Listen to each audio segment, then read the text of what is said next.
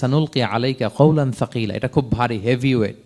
এটা পাহাড়ে নাজিল করলে, লাউ আনজালনা হাযাল কুরআনা আলা জাবাল লারাআইতাহু খাশিআম মুতাসাদ্দিআম মিন খাশিয়াতিল্লাহ, এটা মাউন্ট এভারেস্টের উপর নাজিল করলে পাহাড় ভেঙে খান খান হয়ে যেত।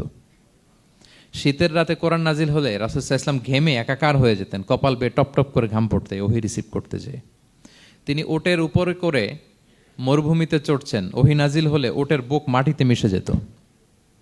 এক সাহাবার মাথায়, পায়ের মধ্যে মাথা রেখে রাসূল সাল্লাল্লাহু আলাইহি ওয়াসাল্লাম শুয়েছিলেন, তখন ওহী নাজিল হলো। সাহাবা বলছেন, ওহীর ভারে মনে হচ্ছে যে আমার পায়ের হাড্ডিটাই ফেটে যাবে।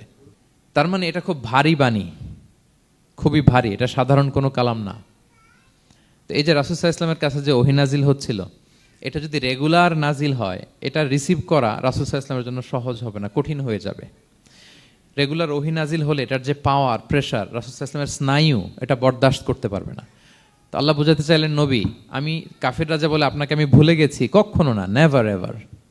বরং আপনার যাতে একটু রেস্ট হয়, আরাম হয়, আপনাকে একটু কমফোর্ট দেওয়ার জন্য আমি সাময়িকভাবে ইচ্ছে করে ওহীটা বন্ধ রেখেছি। সুবহানাল্লাহ পড়বেন না?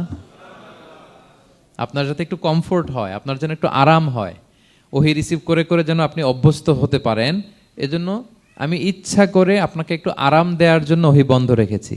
সারাদিন যদি, মানে দিনের 24 ঘন্টায় যদি সূর্য থাকে, ভাল লাগবে? আচ্ছা বলেন, 6 মাস টানা সূর্য ভাল লাগবে আপনার?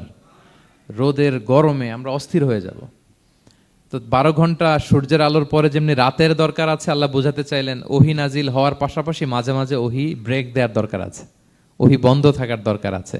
ফলে আপনি হ্যাবিচুয়েটেড হবেন, ওহী রিসিভ করা না করা এটা আপনার জন্য ইজি হয়ে যাবে। যখন আপনার জন্য ওকে হয়ে যাবে, তখন আমি লাগাতার ওহী নাজিল করব। তাহলে ওরা যে বলে আমি আপনাকে ভুলে গিয়েছি, না, আমি আপনাকে ভুলি নাই।